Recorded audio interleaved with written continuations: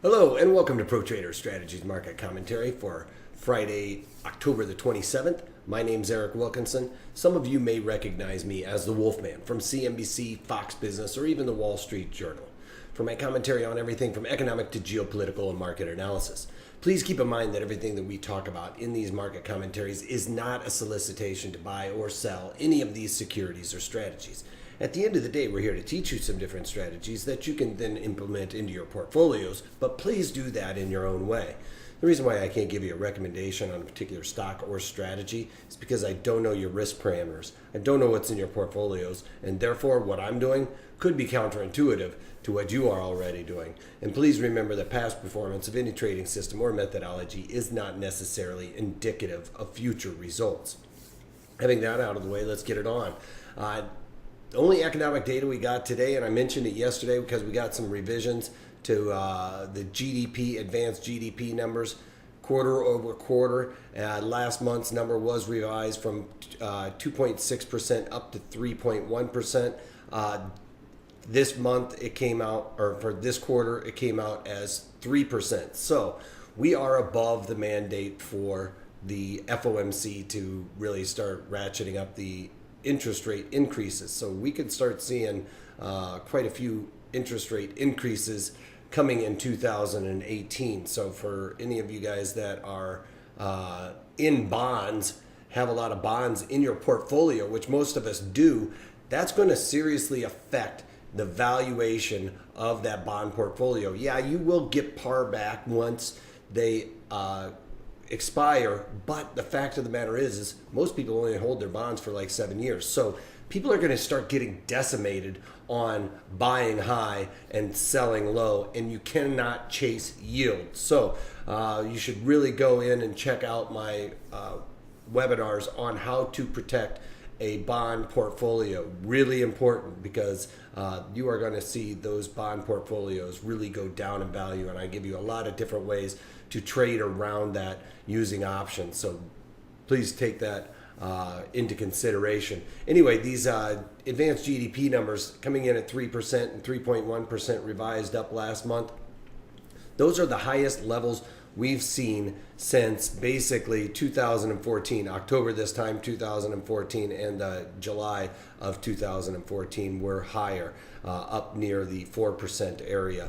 But the fact of the matter is we're starting to see this kind of pick up a little bit of momentum, it seems like, in the overall economy. So having said that, crude oil moving much higher, by over $1 up in the 53.74 handle. The overall economic picture looking good. That bodes well for increased crude oil prices, because once crude oil gets refined, it goes into the manufacturing sector for plastics, things of that nature, and the gasolines for transportation. So the idea is that when the economy starts picking up, demand for crude oil will pick up as well, and that should drive prices higher. That's good for our fracking industry here in the United States, which those guys have been struggling for quite some time, trying to just keep those fracking operations going. Then on to gold futures. Gold's up on the day despite the fact that we're seeing this overall economic picture move higher. That should cause gold futures to come off some. I'm still expecting gold to go down to the 1250 area pretty soon. I'd even say probably next week we're going to see that. On to the bonds. They are moving higher by 13 ticks, but at the end of the day, it looks like it's more of a reflection of profit taking going on, more so than the economic picture. It did go down here. It's technical. It's hit this level 2 or 3 times in a row, 3 times in a row basically, which is very close to coinciding with the value area low. So getting a little overextended to the downside, but at the end of the day, bonds can't really have a whole lot of room to the upside. The VIX, with this economic data, looks like the overall equities are going to continue their rally to the upside and continue to make all-time historical highs. That does not bode well for VIX or volatility for that matter, other than the fact that we are in the thick of earnings season, so we can get some volatility out of those. But the stocks that don't really have earnings in them or a binary event are not going to do well on the volatility front. They're not going to have a whole lot of volatility as we rally. All right, the Dow Jones Industrial Average up 38 points, but it's been leading the way for the most part. We're seeing a little bit of a breather here in the blue chips as people are going to rush to tech, things of that nature that have a little bit more risk and upside potential.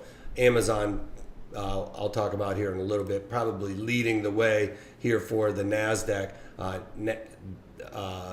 It was up huge this morning with Amazon, and I did a earnings trade that I'll talk about here in a minute. But as you can see, the NASDAQ up 120 points, just blasting off like unabated to the upside. It's just a straight off onslaught to the upside. If you are short NASDAQ, you are not very happy today, but it is really outperforming.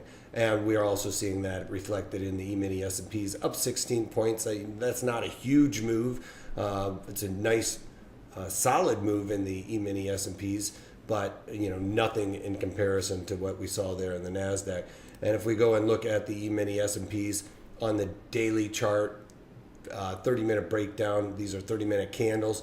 As you can see, basically going into the day, we were seeing the overall market just pretty much trend sideways. We got some good upward momentum in the overnight session, which we usually see a bit more of a pullback when the overnight inventory gets really long. But that economic data point on the GDP numbers, as you can see, was really, you don't even see a red candle in the E-mini S&Ps.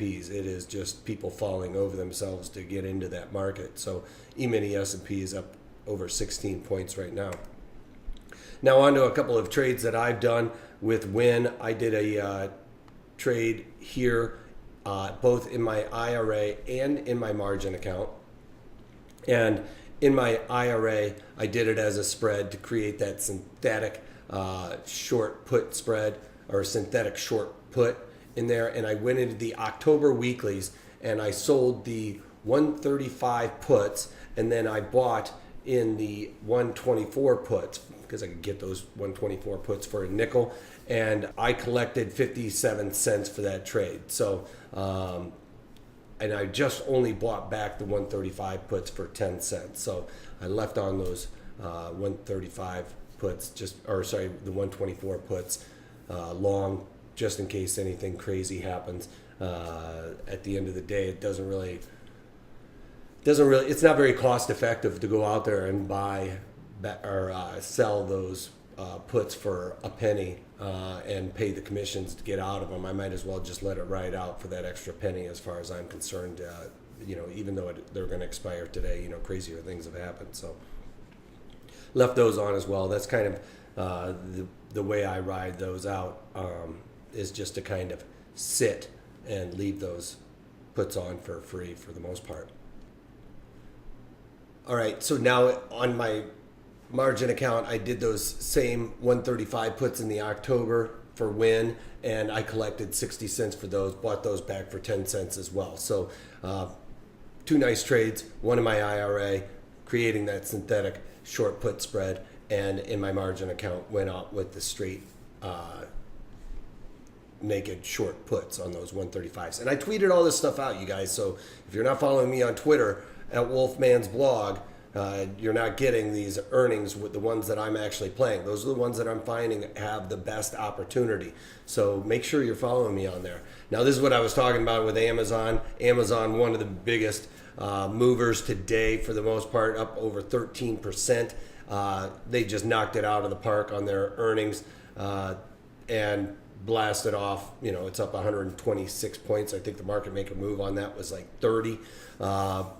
So that was a huge move to the upside in Amazon. And I went in there and sold the October 920 puts for $2.16 and got them back for a penny. So both those trades worked out quite nicely today. The only other one that we have going on is going to be Lowe's. They come out with earnings before the open on Monday. So it's one of those rare ones that you'll have an earnings trade that you can put on a Friday. So, all right. So today's webinar is going to be on the put calendar go check that out. It's great for after earnings, setting up for the next earnings cycle. We can take advantage of some expansion and volatility. Right now we're seeing really low implied volatility, which is great because that means you're not paying a lot of premiums for these types of long duration contracts. And if we start seeing volatility expand, it's going to affect that further duration contract that we are long more than it is the ones in the near term. So I'll show you how to take advantage of that, pick the right strikes, and increase your probabilities of success. So go to protraderstrategies.com, sign up for that. That's all I got for you today. If you can't take that, take it easy.